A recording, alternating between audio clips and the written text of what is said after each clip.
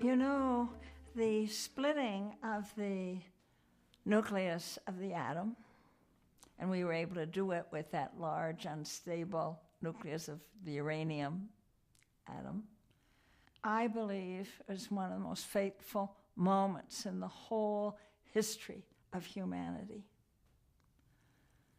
That it should happen when it did, when we as a species are so immature in some ways in terms of understanding the consequences of our action and being able to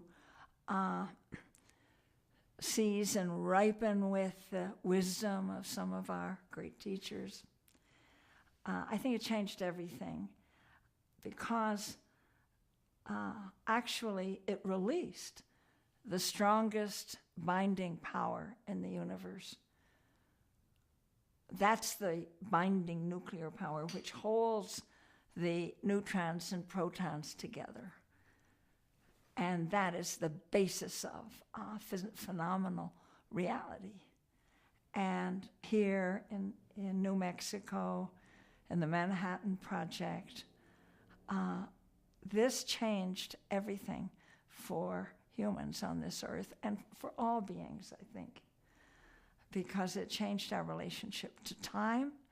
It changed the kind of karma or consequences of our actions. This means that because of the longevity of the radioactive isotopes released, that means that we can, with one decision taken in haste,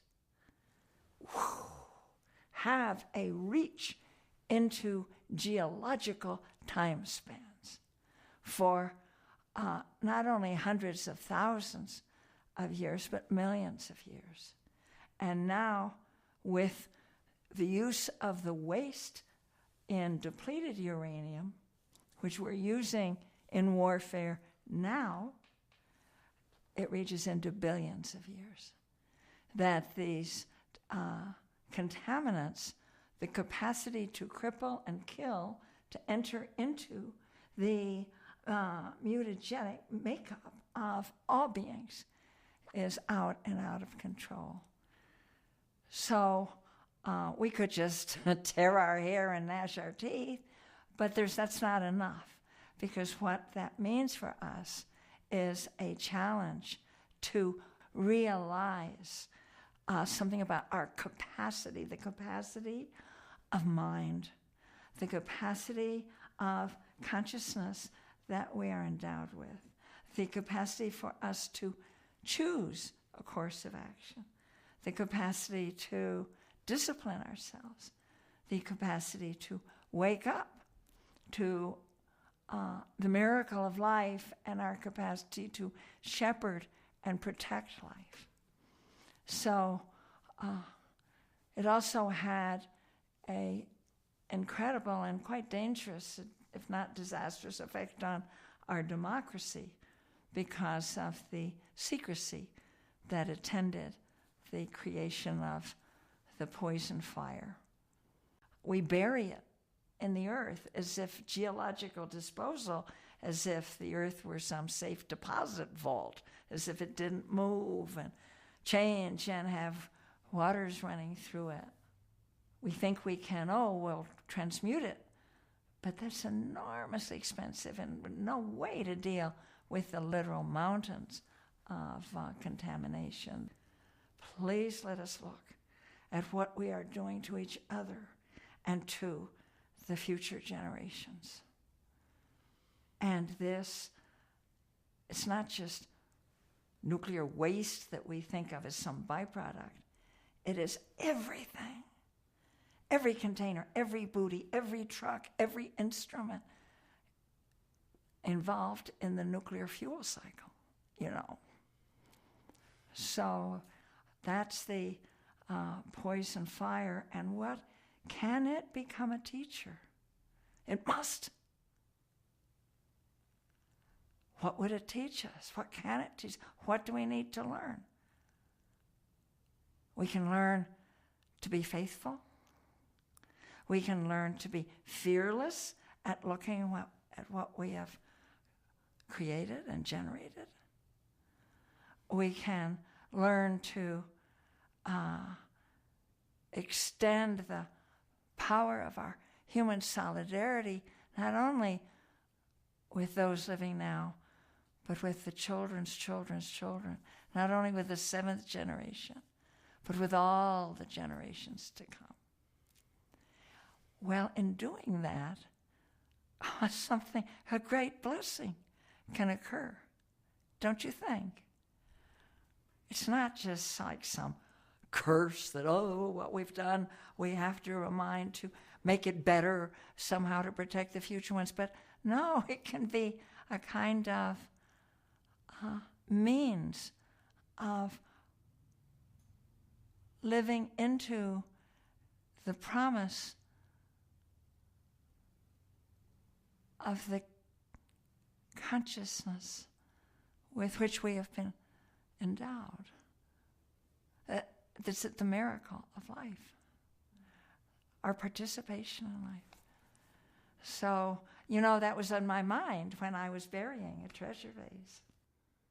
I live in Berkeley, California, and we have on campus, right around the corner from me, up on the hills there, the Berkeley Lawrence Laboratory. And that has played a key role in the fabrication of plutonium.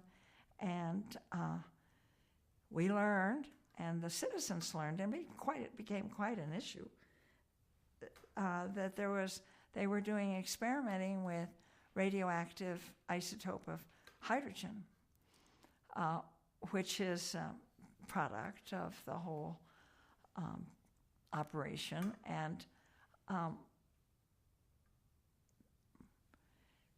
this was right above the University of California and a densely inhabited city with schools.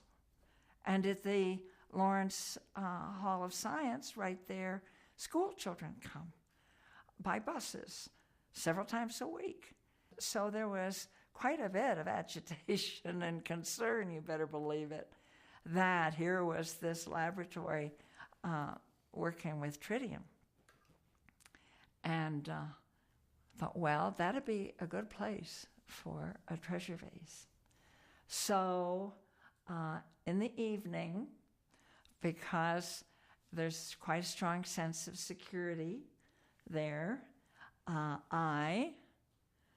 Fran Macy, my husband, Christopher Macy, my firstborn son, Paloma Pavel, a colleague, I think she was involved in another treasure vase too, and Christopher Reed, Buddhist teacher. We had been filling the vase and inviting people to contribute to it. It was at my home for some weeks, and then we closed it and we went up. And I remember we waited until the Lawrence Hall of Science was closed and locked for the night. And then it's on quite a steep hill, so we snuck around the base right below 11, worked our way over to a place that looked like it would be close enough to the tritium lab to have its benign influence. And we knelt down there and with trowels put it in. And we said some prayers and then made our way out. So there it is. There it is. I drive past there at least once a week or more with my grandchildren. And I think of it and I think, what's it doing? And I'm not tempted to try to proclaim what emanations or what. It's doing something right now in each of us who is involved in it, as are the other vases. And if I have, as I do, Tibetan brothers and sisters who have said, get them out there. They, in and of themselves, will have a transformative power. It's okay. I'll do it. I don't feel the need to ascribe to that. But I want to be part, just aesthetically, just morally, of anything that lets us enact our intention for a nuclear-free world. I honor the work of Cynthia and her colleagues and the Treasure Vase as one of many deeply spiritually informed and deeply imagined responses. That it's a beautiful object, that it's a vessel, that it's physical, that it's concrete, that it's part of a long tradition, noble tradition. That's good. A lot of our work, as we measure up to the dimensions of the dangers that we have created for Earth and the challenges we've created for ourselves, and what the promise can be that we can say that we're planting treasure vases in our psyches, that each time we take seriously the teachings, be they from the Buddha Dharma or from the Haudenosaunee or the Navajo, we're doing it for the future generations. And then that is calling forth from them, so convinced are they of the power of our being able to do something for the future ones through history, that in itself, if we can integrate that, is a great blessing for us. It kind of lifts us up onto a stage of history, like a great morality play or something. It calls us to see that there is something that we can do. So much of our lives seem to be just concerned with the nitty-gritty of daily life and the list of things to do. And we can,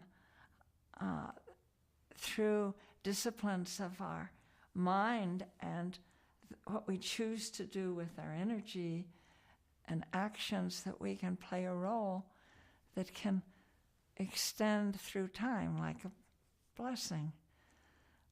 It's like I'm planting a treasure vase in my psyche. I can see that we ourselves are like vessels that we can keep offering, and that we can take care of what we put in it, the teachings, the prayers, the glimpses of beauty, the celebrations, to make good vessels of ourselves.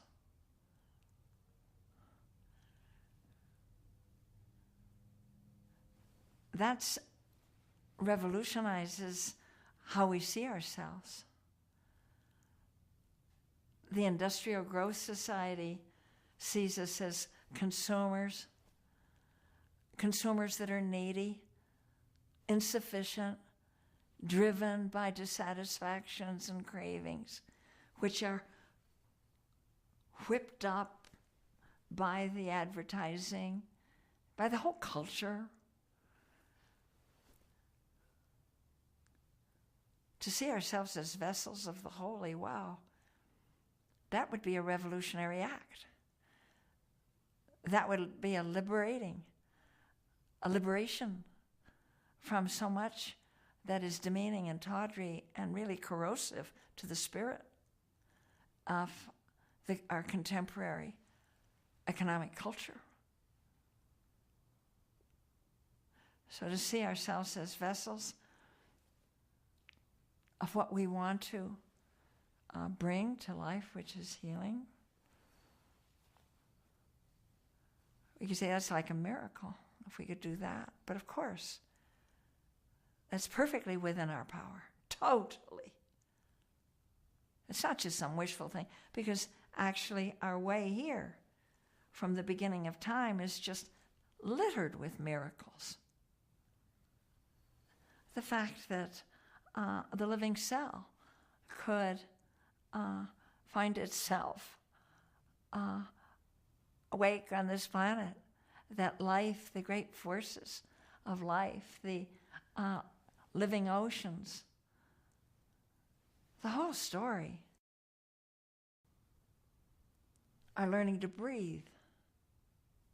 My God, to overcome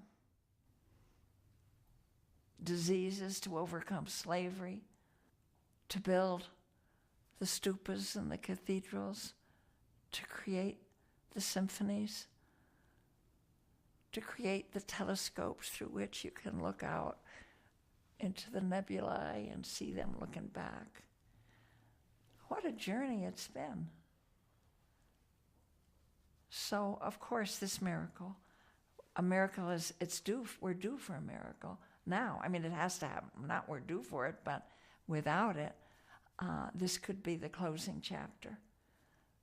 And it would be an ignominy and a nuclear winter and disease and deformities and choosing not to go that way. Choosing to find our courage in community and solidarity, that's a miracle. But it's no greater miracle than the fact that you and I are sitting here and that we actually have a caring for this. You know, there are countless people, millions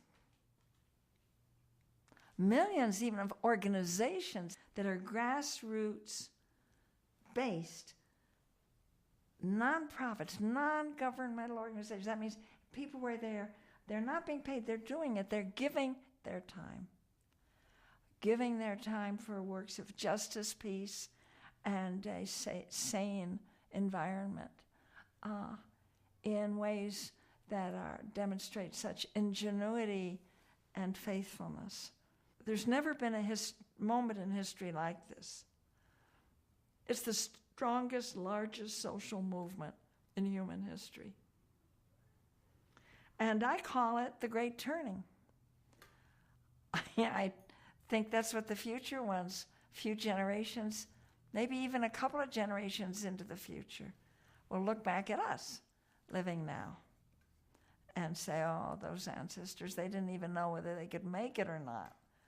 And yet they were trying without any assurance that it would work. And they were part of the Great Turning.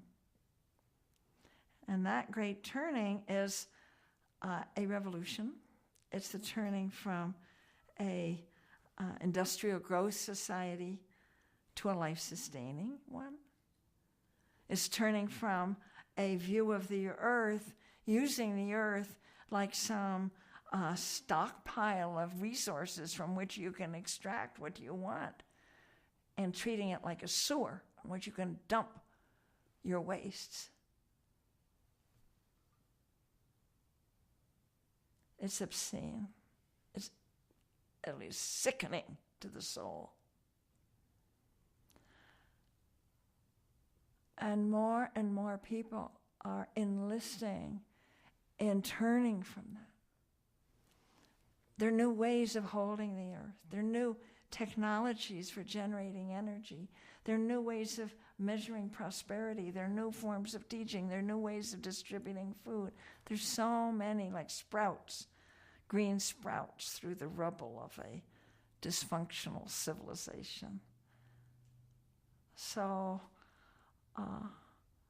the treasure vases are part of that. It has many, many streams. It's a great privilege to be part of that. And part of being that, belonging to it, is that it asks us to live in uncertainty.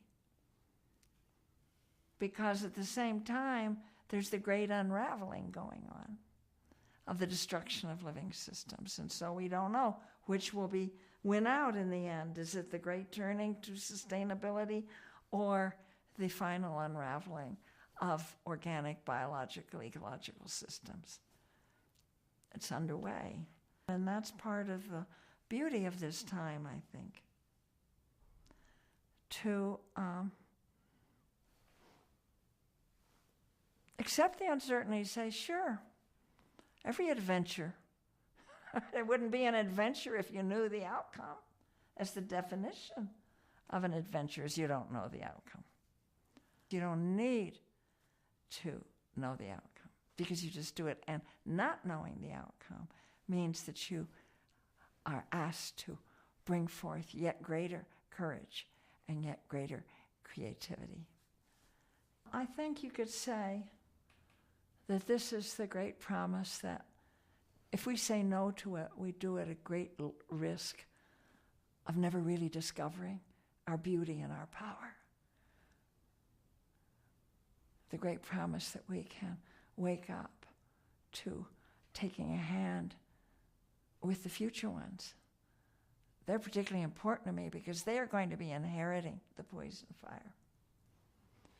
I want very much for us to leave ways of telling them what it is, helping them to know how to protect themselves from it. To be faithful, to continue in the guardianship of the poison fire, the guardianship of the waters now, guardianship of the soil, guardianship of seeds, unaltered seeds, guardianship of the human ovum, guardianship of life. That will bring forth great beauty and power from us. You know, when I look at the map of our globe and see places where people are creating new communities or where treasure vases are buried, where people are serving earth in so many uncountable valuable ways, I see them like stars in the sky, or it reminds me of that wonderful Buddhist vision of reality, which is so appropriate for this time. It's called the jeweled net of Indra. And it's a vision of our universe and the way reality is structured, that in which everything is related, is in a vast net. And at the node, every node of that web, there's a jewel. And each jewel is multifaceted, like the finest cut diamond, sparkling. And then it catches the reflections of all the other jewels. And then it's reflected back. And so, in this holographic image, we can see, hey, that's how we're related. That's how I'm related in my world. And in the Buddhist teachings, that's what the bodhisattva, the hero, heroine of who gets it, who really understands the teachings of our interdependence. And that bodhisattva then is also a boundless heart. And you look into one and you can see all the others.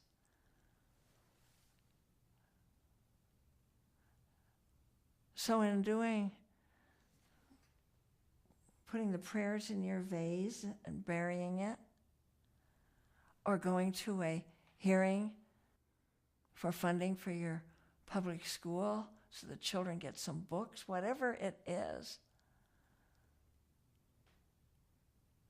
Starting your compost, whatever. You're linked.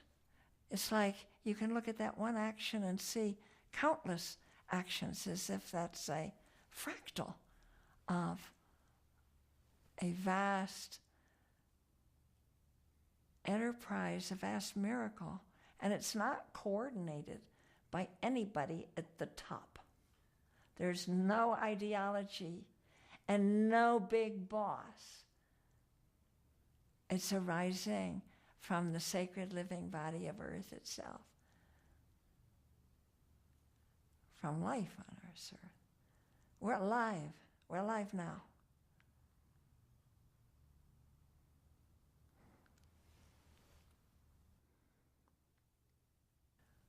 My prayer is that life go on.